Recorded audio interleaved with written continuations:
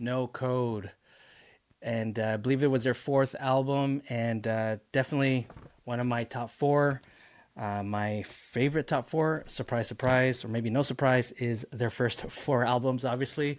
Like many of you hardcore Pearl Jams, that's probably the way to go. And yeah, so bringing this article to you, it's called No Code. As Eddie Vedder's angst deepened, the band said goodbye to fame with a cathartic, difficult LP.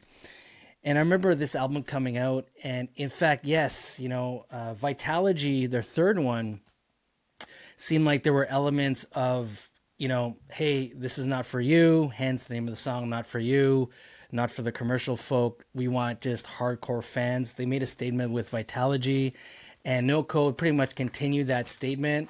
All right, I just pulled out the vinyl, as you can see, if you're on my YouTube channel, Rock with PJ Pat, or if you're listening to the podcast, as you can hear, I got the list of songs right in front of me. There are clearly some songs here that are radio friendly. So that's the thing about this album is there's like both extremes where, Off He Goes and Around the Bend are very well crafted acoustic songs that are right for the radio and could probably be kind of right off of a Mumford & Sons or a Coldplay album or U2 album. And you got other songs like Hail Hail, Lukin, Habit that are a little off the kilter. They definitely went more experimental with this album, more kind of world rhythms and beats and sounds, which is great. And I think this alienated a lot of rock fans who are wanting to hear, 10 or just straight up heavy grunge, garage rock type sound. This definitely stemmed away from that and lost a lot of fans on this. But that was their purpose. They didn't want to be U2 and maintain a core loyal fan base. And looking back now, that strategy definitely works. So good on you, Pearl Jam. And let's get into this article right now. All right, I'm going to put my granddad glasses on here. Much better. Okay, so as I said, the name of the article is entitled No Code. As Vedder's angst deepened, the band said goodbye to fame with a cathartic, difficult LP by Andy Green, released back in August 27th, 1996. Pearl Jam were midway through recording their 1996 LP No Code when they found themselves on stage at the Grammys accepting a Best Hard Rock award for Spin the Black Circle off the Vitalogy album. I'm going to say something typically me on behalf of all of us, said Vedder, his voice dripping with boredom and contempt. I don't know what this means. I don't think it means anything. That's just how I feel. I remember that. I remember seeing that live, too. Very cool. Vedder was pilloried, not sure what that means, for his seeming ingratitude, but a half-decade of fame had left him battered. It also made him determined to create an album that was idiosyncratic, raw, and uncompromising. An album for the true faithful, not the casual fans. Taking that success level down a few notches was probably pretty helpful on a creative level, said Vedder. Because, the more you think, the more you stink. The thought that a lot of people were going to be hearing and analyzing what you wrote was a tricky one. It made you question and double think as much as you didn't want to. I was never confident enough not to give a fuck.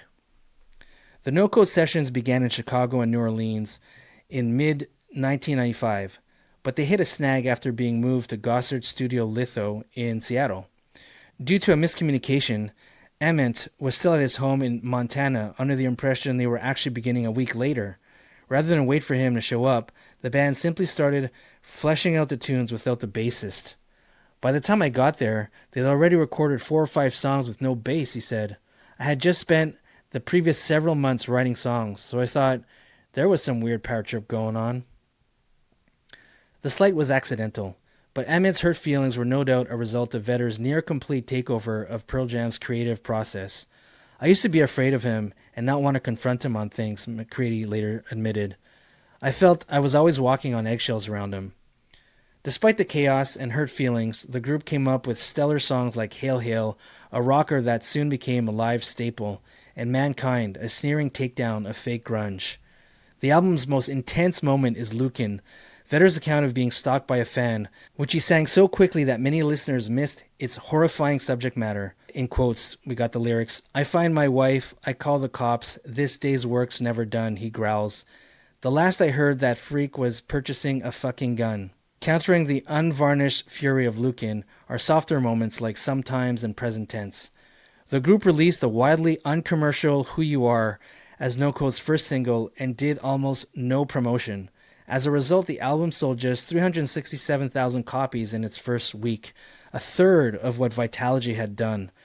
Pearl Jam always said they didn't want to be stars, one industry veteran told the Los Angeles Times. Well, it looks like they may soon have their wish. A super underrated album. If you're even a casual Pearl Jam fan and you haven't really checked this album out, No Code, I highly recommend it. It might surprise a lot of you. I think this is one of the albums that actually has the most variety in terms of song styles, so you'll really enjoy it looking back, over 25 years later. Okay, well, I hope this article really tickled your fancy. It definitely, for me, it did. A huge Pearl Jam fans. Even if you're not a Pearl Jam fan, if you're a rock fan, there's some great rockin' freaking headbanging songs on here, and very delicate, emotional, softer acoustic songs that will tug at your heartstrings and make you feel something.